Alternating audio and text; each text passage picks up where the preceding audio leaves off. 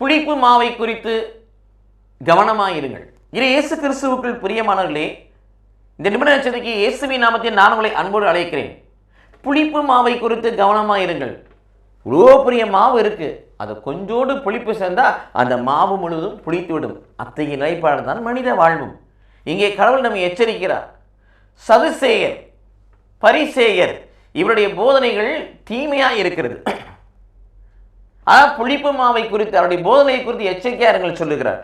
அதை 1 கொரிந்தியர் 5ஆம் அதிகாரம் 6இல் வாசிக்கின்ற பொழுது தீமை, பரத்தமை, கெழுமதி என்னும் புளிப்பு மாவை குறித்து எச்சரிக்கையாருங்கள்.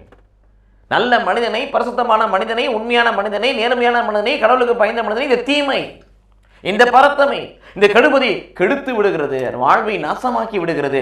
ஆகவே இந்த புளிப்பு மாவை குறித்து எச்சரிக்கையாருங்கள் சொல்லுகிறார். மாறாக இந்த புளிப்பு மாவு நம்மில் வந்து நம்மை புளிப்பை ஏற்றி நம்ம வாழ்க்கை கரையாக்காதபடி இருக்க, புளிப்பு மாவை குறித்து எச்சரிக்கையாக இருக்க நாம் செய்ய வேண்டியது இன்னொரு பக்கம் என்னவென்று சொன்னால், நேர்மை, உண்மை என்னும் புளிப்பட்ட அப்பத்தை உண்ணக்கூடிய பிள்ளைகளாக இருக்க வேண்டும். நேர்மையும் அதாவது நீதியும், உண்மையும் அதாவது வார்த்தை நமக்குள் இருந்து சொன்னால் எந்த புளிப்பு மாவும் நம்மை சேதப்படுத்த முடியாது. அத்தகைய ஒரு வாழ்வை அனுபவமாய் பெற்றுக்கொள்வோம். கடவுள் நம்மை ஆசீர்வதிப்பாராக. ஆமீன்.